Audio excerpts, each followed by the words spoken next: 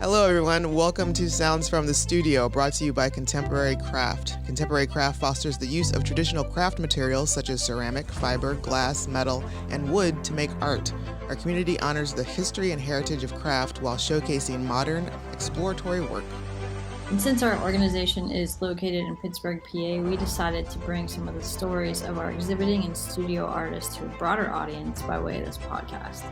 I'm Rachel, the Executive Director at Contemporary Craft. And I'm Camila, a podcaster and art enthusiast. We are your hosts for this journey, and there are many ways to keep up with us. You can go to the Facebook page and like it, Contemporary Craft, on Twitter at SCCPGH, Instagram at SCCPGH, or just go to contemporarycraft.org. You can find us wherever you get your podcasts. We just ask that you please follow, rate, and review, and also share alike. It's hard to believe that we're into another new year, but with that comes the excitement of everything ahead of us, which is a lot for Contemporary Craft in 2023. We've just announced the details around Out of Hand, which is our annual fundraiser, and it's going to happen on April 1st this year. The theme for this event is Expect the Unexpected, and I can promise that we have a few tricks up our sleeves for the event. One of the new additions this year will be that our auction will have 3 prizes that are awarded to contributing artists, and today's guest, Nava, will in fact be selecting the Juror's Choice Award.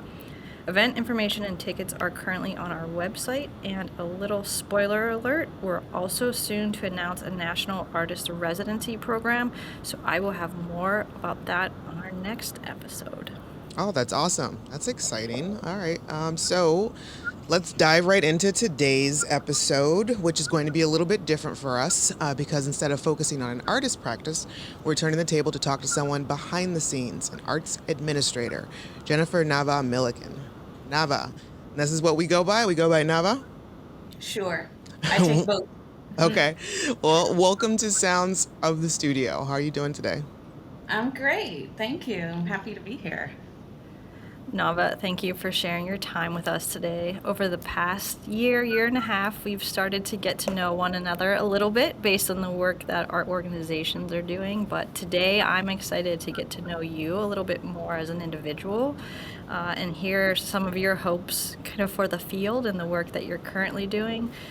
I, of course, know you as the Executive Director at the Center for Art and Wood, but you have an incredibly extensive and really admirable background in terms of your other curatorial work. So I'm wondering if you can tell us a little bit about yourself. I know you were at Bellevue just before the center, so what landed you in Philadelphia, and just give our listeners a bit of who you are. Thanks, Rachel. Wow, I didn't really follow the conventional path to being a curator, although academically I very much did, 2 degrees in art history, but they were not back to back. I needed time to figure out how I was going to finance those degrees, and also spend a lot of time out in the world, just becoming a person. And so I have 2 nationalities, and I was spending a lot of time in between 2 countries with another country thrown in just for experience and I guess a job that financed that experience. So it was quite. There were a few years between my bachelor's degree and my graduate degree study, and then through that program, I was involved in an internship.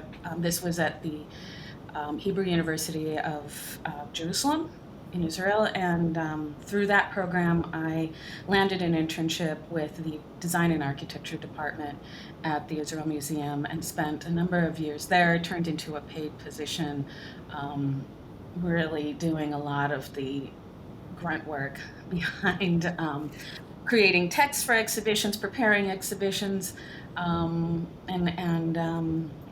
through that experience, I learned probably more about what goes into being a curator in a museum than any other position I'd had. I did learn administration from a period of time before graduate school when I was at the Museum of Arts and Design in New York. And so that kind of honed my interest in contemporary craft and contemporary design. But it was in my graduate school years and my stage or internship time at the Israel Museum that really sharpened it and helped give me some skills that could be applied going forward.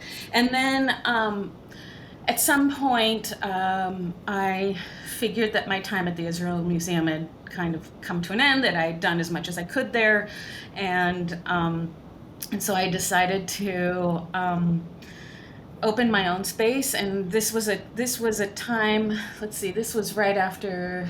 This was the early 2010s when the pop-up exhibition model was of interest to me, and it was something that had been in play in places in the UK, and I had talked to curators there in the course of my degree who were really focused on contemporary design and speculative design, which was becoming more ingrained in the museum world.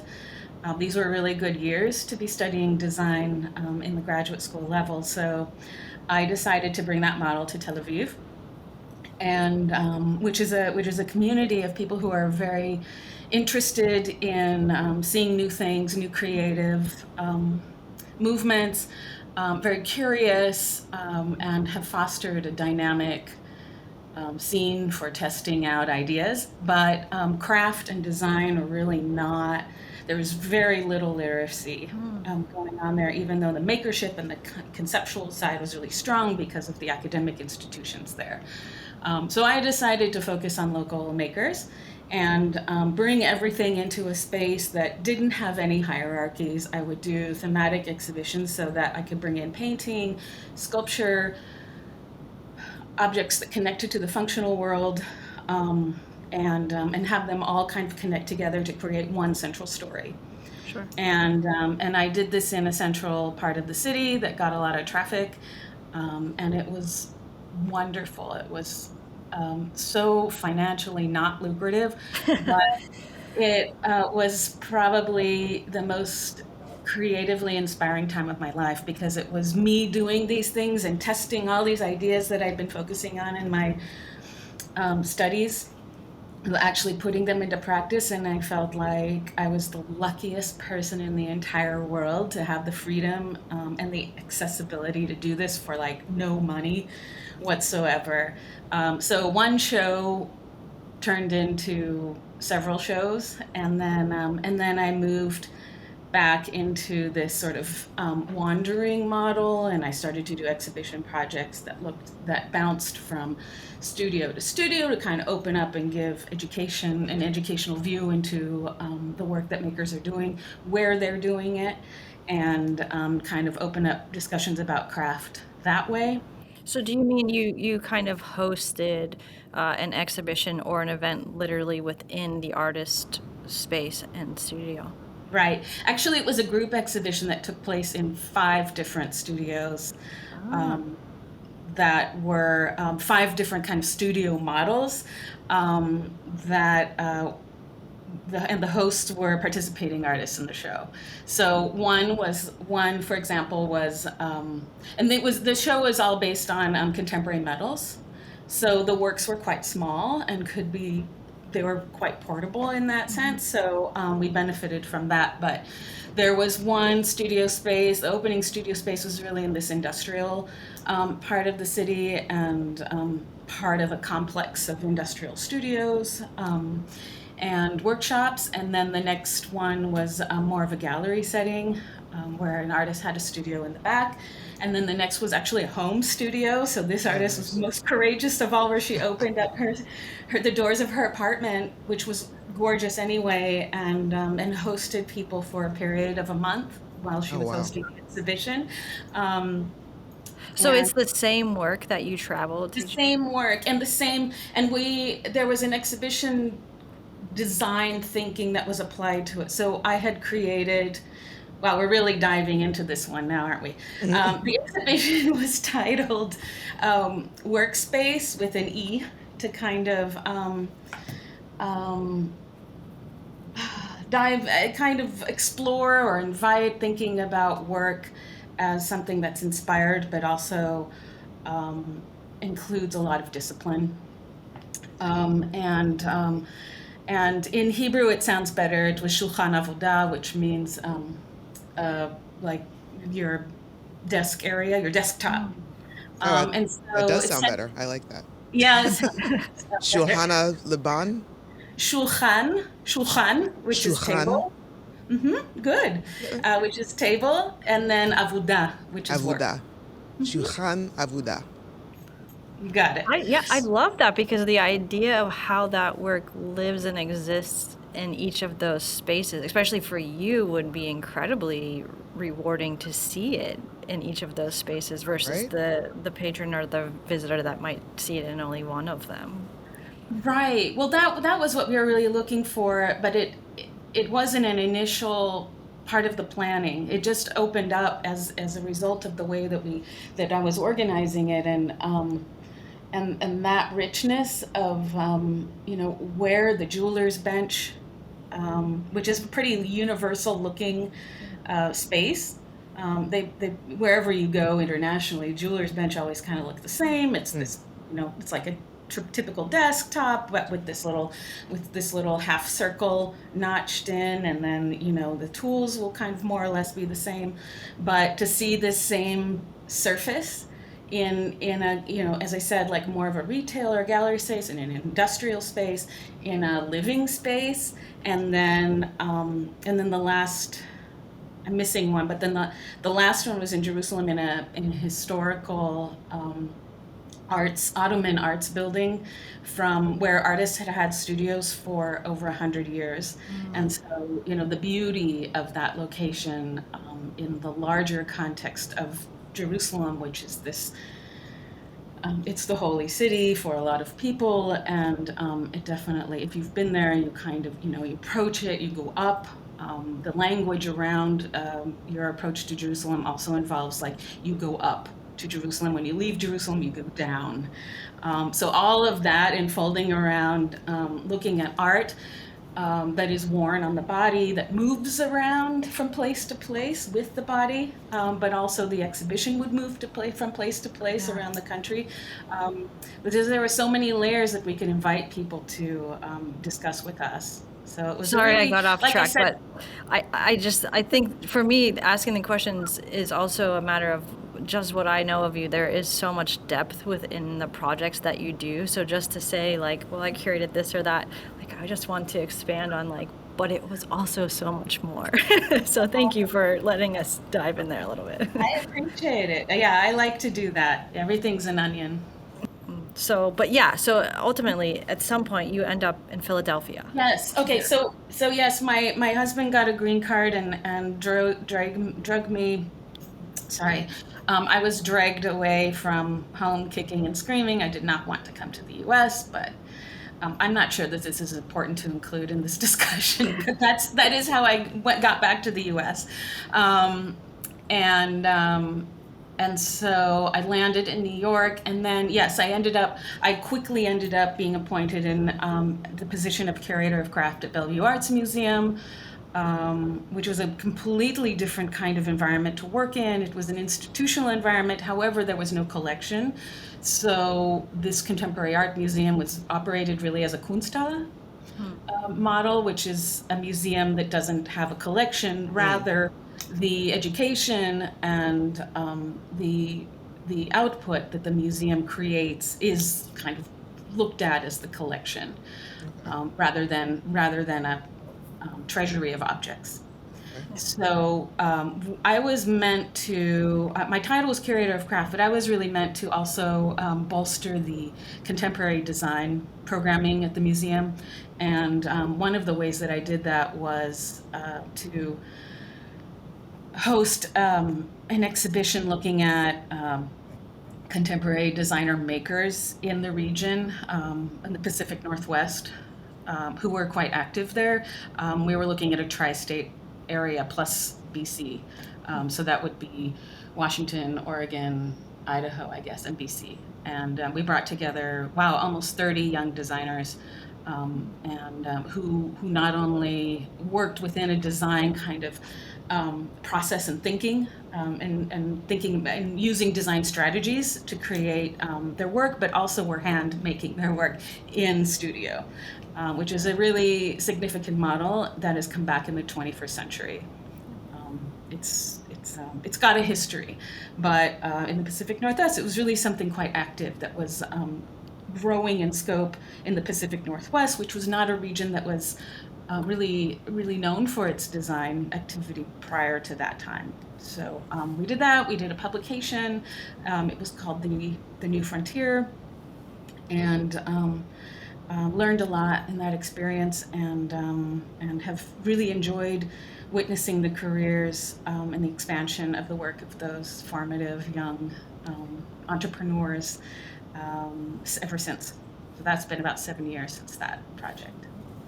I'll back up a little bit, and that was connected to my time at the Israeli Museum. And I titled the work that I was doing on my own at that time, it started in Tel Aviv, and it really needs to be mentioned because in Tel Aviv there was a lot of energy, youth, and spirit of being able to do anything, anywhere. And also at that time, costs were low enough that you actually could, without a lot of financial backing, none of which I had. But I did have energy and creativity and a lot of artists and makers who wanted to do things with me. So I called this enterprise Inter Alia Projects. Inter Alia, the only people who know what Inter Alia means are lawyers. It's Latin for among other things. Or in Hebrew you could call it ben ashar, but it sounds better in Latin, and I think the Latin phrasing really succinctly articulates what it was that I was doing. So I mentioned that what I was bringing in there were these thematically based showings of work from different media that connected to the functional world as well as to what we would have called at that time the fine arts world.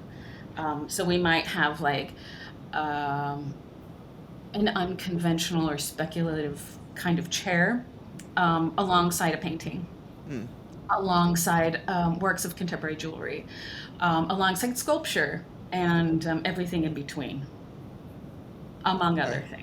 Okay. And then programming happened around that. So we would have artist talks and discussions. And whenever I could, I would create a publication around that. And then we would also participate in community arts-wide, citywide arts events to get maximum exposure. Nice. So to, I guess, jump a little bit back more to current, like I know currently on view at the center is a body of work that is focused on vessels, which looks incredible. And I really appreciate the subtext of that with a focus on embodiment, autonomy, ornamentation. And frankly, for me, those three words encapsulate a lot of what keeps me so impassioned about craft.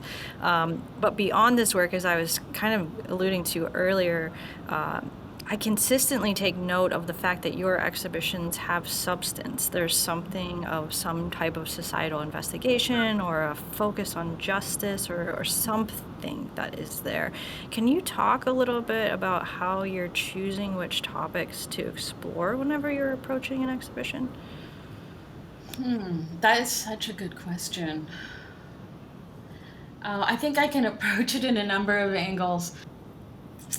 I think part of my role here is to use the language of wood and represent and support the artists who are working in it, but also be cognizant of the experiences of the people who are walking around and trying to get through every day in the world. So art really has always been something that has served to and functioned as something that could transport us and cause wonder and help us think about things, help us think about our own existence, but also remind us about more cosmic questions that spark our imaginations and feed our souls. Art also can be a tool for inspiring empathy, which I think is something that's so critical and important in our time. Yeah. And I think craft uniquely, because it's something that we touch and engage with every single day, over thousands and thousands and thousands of years, has this particular unique power to to connect with people. And when we talk about empathy, like, what better tool is there to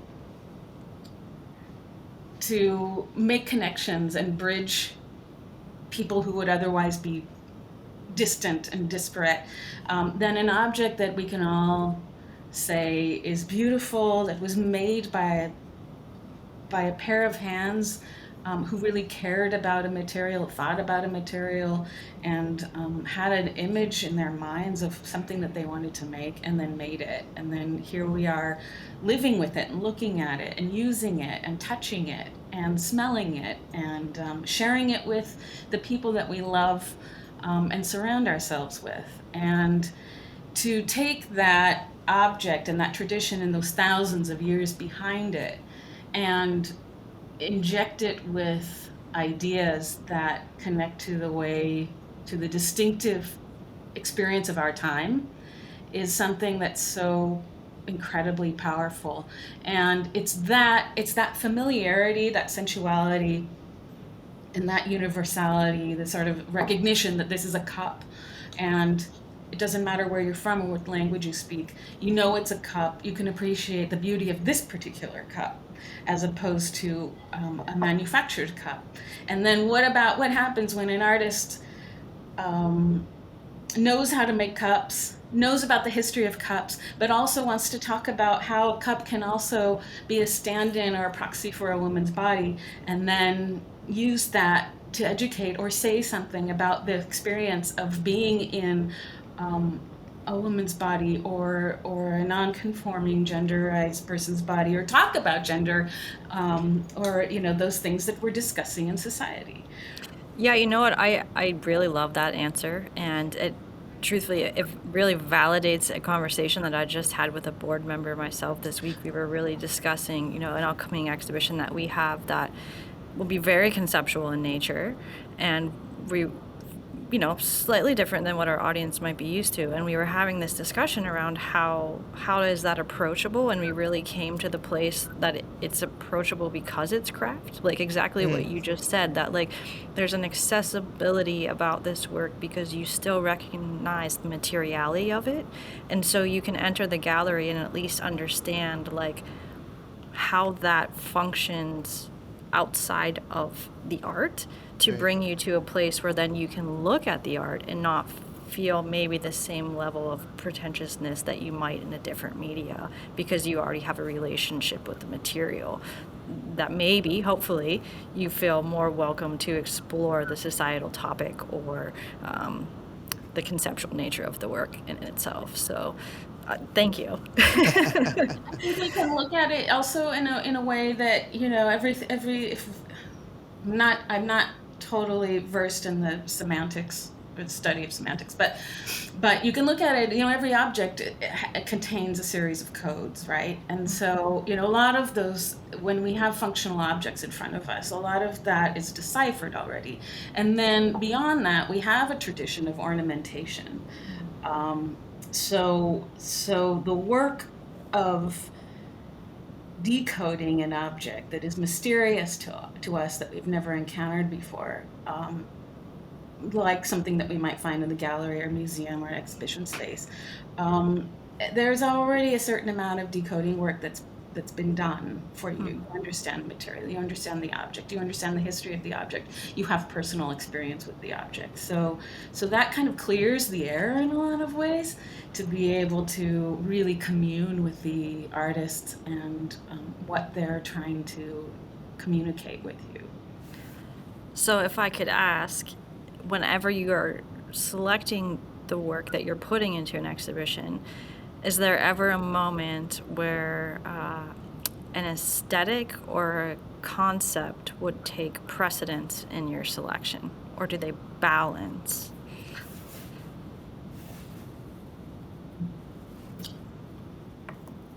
not sure. um, well, let me think about the current exhibition, which is a group exhibition. I think this is the question that really better serves a group exhibition where you have a number of different approaches coming together under one person's vision or storytelling. Michael Monroe used to say that the true test of a curator is the group exhibition, because that's your story, and you're responsible for those decisions. So in the current exhibition, which looks at vessels from a number of different angles, as it were, I was not looking at aesthetics at all. I had two really strong points of criteria: wood, and then also container or containment. Beyond that, I was guided a little bit by a piece from one of the ghazal from Rumi, who was a Sufi poet and scholar, and it's a fragment of a longer piece, which is beautiful, and I really encourage the study of his work. But it just stood out to me, and it read, "I am a vessel for your light," and I wanted to, considering there's a lot of tension that we all kind of were walking around in, and the ways that we tried to cope with these things, I think, are less effective than they used to be. I know myself, growing up in a country of conflict and a lot of violence and wrongdoing and inhumanity. The way that we would get through our lives and be creative and do things and get inspired and enjoy life despite everything was by constructing a bubble, and we lived in that bubble, which is interestingly a form of a self-made vessel in and of itself. So I wanted to create a space that people could walk into, recognize this sort of very, very, very fundamental and basic idea, and then approach it from different angles. So, there are works that look at spirituality and the vessel's role in serving as a metaphor for transformative cosmic discussions. I also very much wanted to create space for talking about ownership of bodies and marginalized bodies, and the importance of making sure that there are safe places for those bodies to exist in society. And so there are some pieces in the exhibition that explicitly address that. And then there are really beautiful pieces of craft that exist in and of themselves as just beautiful, beautifully made pieces of material that have been shaped into vessels through skill and inspiration, and everything in between. And that's really what I was looking for in this show. We have different scales of vessels. We have very small vessels, and we have an enormous 8-foot tall vessel, and that you can't even see into. You have to go up to the mezzanine in order to look down and see it from above. Oh, wow. So that was something I really wanted to like open people's eyes and use something that we don't think about. It's so banal because we use it all the time, but here's something that you recognize, you deal with every function of your day, and yet it can introduce all kinds of different ideas. Was there an object or an event that sparked this curatorial idea for you? That aha moment that you got was like, you know what I want to do? That's a really provocative question, Camila. And you wouldn't know that, but I'm gonna. My mind is wandering now. It's like kind of going everywhere. You're going to have to clear it up. I'm here for that. I will do that as best as I can. Two things really. I mean, one, the original name of this organization when it was founded 40 years ago was the Wood Turning Center. So our collection is full of vessels that have been turned out of wood because of the process and what the process was meant to do. However, so that kind of exhibition was always kind of floating around in my head, like maybe we should talk about, this long legacy of vessel making in the contemporary art space in wood at some point. However, this summer, I believe it was late June, correct me if I'm wrong, maybe it was early July, I was sitting here in a meeting with some peers. We were having a meeting about craft in Philadelphia and in one of our advocacy meetings, and it was just announced by one of the members of the group that Roe versus Wade had been overturned. And as soon as I got out of that meeting, I wrote to an artist who is making incredible vessels that are really circulating around motherhood, as well as the disparities between the care and health of Black mothers versus white mothers in this country. And I wrote her an email and I said, what kind of vessels are you making right now? Because I need to put a show together and your work has to be in it. Yeah. And that artist, just for clarity and to give her credit, is Allison Crony Moses. And her work is here in the show. Right on. And it does address that. It's beautiful and sensual work that also, the more you look at it, you realize that it's like the treachery of beauty. You start to see things that are a little bit unsettling, but they're so compelling as objects. They're beautiful. They're beautifully made. They're beautiful to look at, but then you start to see things. Well, Nava, I would like to just take a moment and express gratitude and say thank you for being brave and Yeah. daring with your work, because, at least I think in craft it is, you push things a bit. And I will just say for myself, that is inspiring, especially, being relatively new in a leadership role.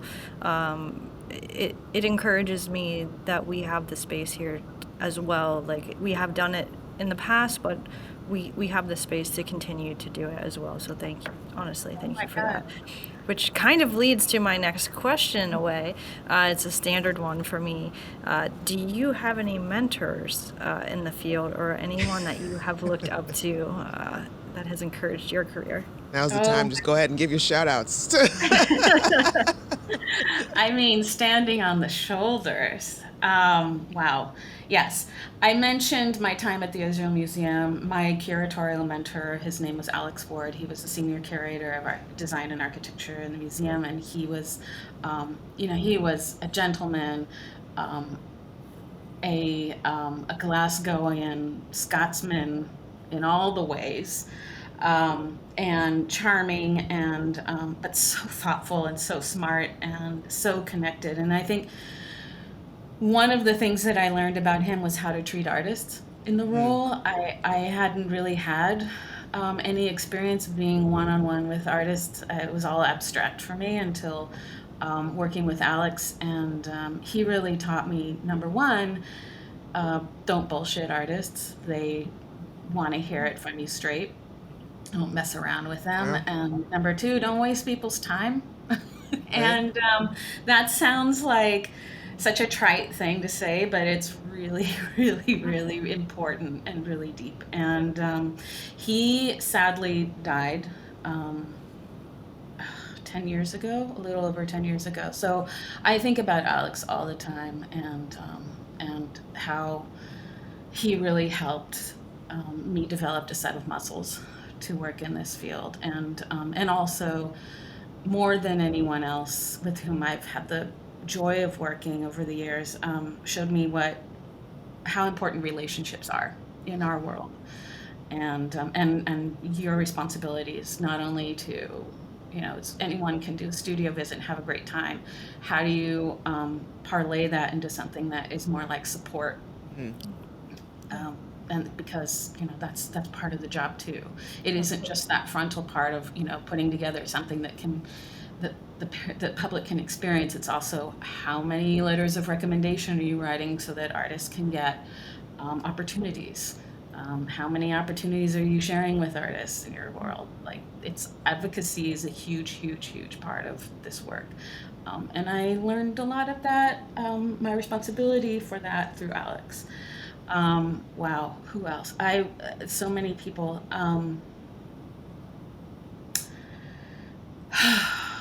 I've learned a lot about this field from my predecessor, Albert Lecoff, who was the visionary behind this organization, without a very audacious spirit and vision, this place would not exist. And alongside Albert, Fleur Bressler, who is the premier collector of art in this field, who has been so generous with her collection and the education behind it, and her knowledge is infinite, and I just enjoy her and her wisdom so much. There are many, many people. A very close friend of mine really helped me understand the museum world when I was in New York. Her name is Judy Kamian. She's a very close friend. We have shared so much over the last 20 years. Whether our relationship is based on working together or just being two people in the world who understand each other and can commiserate. That's important. That's a really important person to have. It's so important. It's so important. And I think sometimes I will admit that in my own life, I'm not very good at maintaining a work-life balance. I don't even know what that's like, because I came up in a generation where we weren't. I think newer generations or younger generations of people who are coming into this world really do commit to that, and I applaud it and I love it, and I'm learning so much from that. But in our generation, it was all about the hustle. It was all about the grind. It was all about making sure like you're awake, you're working.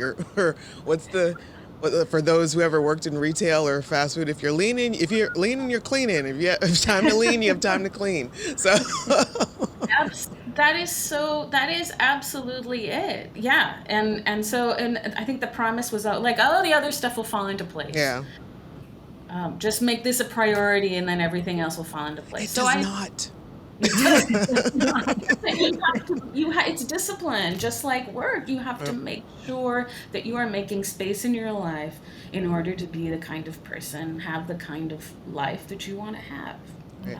That's so hard. It's a difficult thing, and it's it's just something that we all always have to be mindful of and aware of. It's like, okay, just make sure I take time for me. You have to make time it's like, I am going to put on the calendar, do nothing for this hour. Yeah. Because otherwise you'll just keep pushing yourself. No, it's so true. It's really a skill that I aspire to have one day, but it requires just as much discipline as anything else. Yep.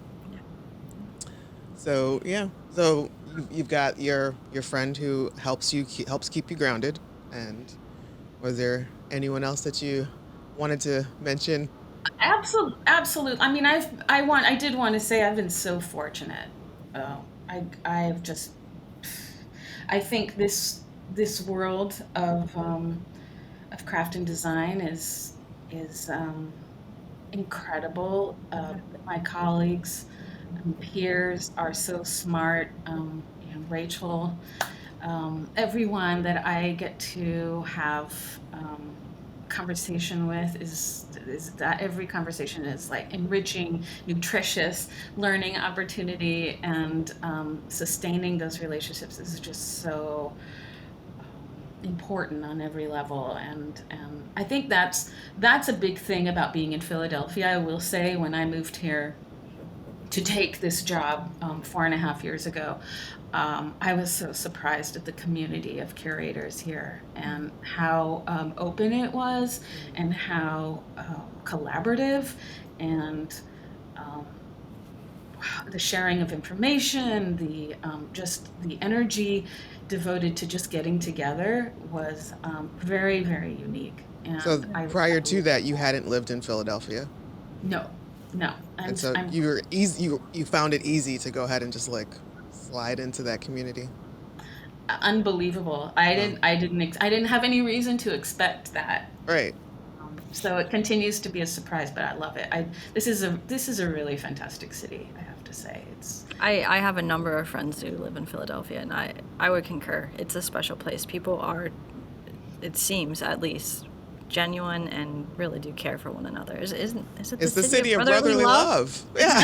It's true. Way to go, Philadelphia. 150 years later, it still is that in a lot of ways. It's also a city of like chaos and Of course. bad roads and messiness. But I love those things too. Yeah, sometimes a little chaos is good, keep you awake, shake things up. Yeah. I can't be in a tranquil environment. I have to have roughness all the time. This is a good city for that. I like that. I like it. Okay, so now let's move on to the frivolous question. Frivolity. Yes. What are the 3 songs that you would use to describe your work? Oh my goodness. This is so tough because there's so many songs in the world. I mean, what a catalog to draw from. Yeah, I know. It's a tough thing for people who love music to be like, yeah, these are the 3 songs. Like, I can imagine a lot of us would stress over this for a long time. I would be like, these are the 3 playlists that describe. I don't know why. I'm just going to go with my gut. So the first one that comes like straight, like, bloop, is They Might Be Giants, Birdhouse in Your Soul. Okay. Because it seems like it aligns with some of the things that we've been talking about today. Yeah. And it's like a safe place. But it's also a kind of kooky place to be. Yeah. So I don't know if that, I see, back to the whole thing about the work-life divide, I don't know if that describes more the work that I do or the way that I do the work, or describes by what it's like in this vessel here, which is a kind of messy place. Yeah, I think all 3 are acceptable places and spaces to be able to go ahead and use that song as descriptor. Yeah. Good. Wow. The other 2 are going to take some thinking. Number 2, I guess, would be like a really typical pop Arabic song that's like been covered by, every single pop star singing in Arabic over the year, like Habibi Aini, which is just this like my love of my eyes. Okay. It's just it's not deep. It's just like it's been redone and redone and redone and redone. It's almost like a requirement for every pop star in the Middle Eastern world. But I don't even know who did it first. I don't know who wrote it. But it's like when you hear it, you just like it clicks into that part of you, and you just. I respond to it in the way that like pop songs are supposed to make you respond to them when they're good. Okay, yeah, I get that. It's like sometimes they're a little formulaic or whatnot, or there's something about a melody, like a certain gathering of keys and notes. It's like, yeah, that's right. That pokes into that. I guess what is it called, the lizard brain, or that like prehistoric part of you. Right. That gets you moving or motivated or like, oh yeah. This is so off topic, although maybe it's not. But when there was some awards show a couple of years ago and Snoop Dogg won the award and he got up and, everybody's like, they have the lists. Now they read from their phones like a prepared speech and they have to thank like, and blah, blah, blah, and management and and then he got up there and he's like, there's just one person that I want to thank. And that person has really put in the time and the work and the effort. And that person is me. And I want to thank myself for giving myself the opportunities that I received and the support to realize my vision. It was like, yes, Yeah, you yeah, gotta thank yes, yourself. yes. Like I mean, truly, who like, else was there? All those right, sleepless yeah. nights. Yeah, who was there? Like, they're exactly thick and thin, like for real, like 24/7. Like, no, we don't do any of this we don't succeed on our own, but we do owe ourselves some gratitude. Totally. And I live for the time that we are in a world where a statement like that, which is so honest, Mm, is not audacious or not right. viewed as like, oh, chutzpah. It's like, oh my, clutch the pearls. Whoo, why? It's like, no, he deserves it. He's right. Yeah, right. Right. I mean, he's the guy holding the prize, right? Right. Right, right. Whose Yeah. name did you call? You called his name. So does that count? It's not really a song, but it's an Just everything, Snoop everything. Right, it's just a sentiment. Yes. right. That's I will pick a Snoop Dogg song that encapsulates that vibe. Yeah. All right, that works. Oh, shoot. Well, thank you, Nava. This has been a lot of fun today. Yeah, Oh my God. Thank you both so much. Anytime. awesome. So do you want to tell us about anything coming up at your spot, or wherever, anything you want to let people know about that's happening, and also where they can find you on the interwebs if you want that. Oh, so many things happening in 2023. First of all, my assumption is that by the time this conversation airs, we'll have changed our name Oh, Oh, to the Museum for Art in Wood. okay. oh, wow, big news. So Yeah, that's we got the something. scoop. I didn't tell my publicist, but hear this. But so I don't know how we weave that in, but that's a big move that we've been planning on, and it comes with the announcement of a major endowment gift as well that allowed us to think about our future and how we are serving our public and our constituents, and the message that we're sending out to them about how we can be used and how our resources can be enjoyed. And the name change seemed like the right time to own up to the fact that we do operate like a museum. So why are we not calling ourselves that? Yeah. So Congrats. thank you, Yeah. you. It's great. It's a really great move forward in our history. All right. So there's that. Number two is that on March 3rd, we are opening a pretty big project here at the Center for Art in Wood, or the Museum for Art in Wood, which it will be called by that time. And that project is the result of a couple of years of study on my end and about 25 years of inspiration and growth of a seed. It started in the Middle East, and that is that we are bringing the discussion of something called mashrabiyah to audiences in Philadelphia. Mashrabiyah is a wood-turned lattice screen Okay. that is, in some form or another, it's common to architecture across the Islamic world, not necessarily in wood, but in stone or carved wood. Or in modern architecture, even cement. But we're looking at North African wood-turned lattice work that is a major component of interior architecture, as well as furniture and internal division of space inside domestic architecture. We will have a number of artists responding to that,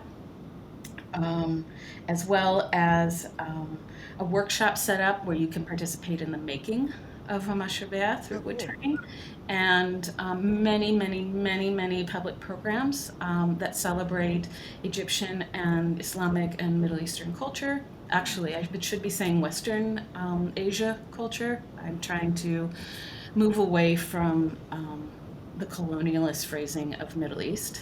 Okay. And today I was not so successful about that. But anyway, what we're talking about North Africa, Western Asia, the Swana region. And the artists who are involved in this exhibition are have roots in the Islamic world, from Marrakesh in Morocco all the way to Pakistan and all in between. And they will be reflecting on the Mashrabiyah and the way it divides space, the way it provides connectivity, despite that division, the craft of the Mashrabiyah, and then the way that it has been involved in separating and empowering or disempowering gender. Wow. As an object. And I will have to come back. You have to come back. It's a phenomenon, and I'm just so excited about the discussions that we'll be having and the programming we'll be hosting and the work that we'll be showing here. And it's opening, I mentioned, on March 3rd. It closes in the end of July, so you have a lot of time to come, Billy. Excellent. Okay, folks, so big news for our next episode. We'll be talking with hometown hero and ceramic legend, Sharif Bey. Thanks for listening, and until next time.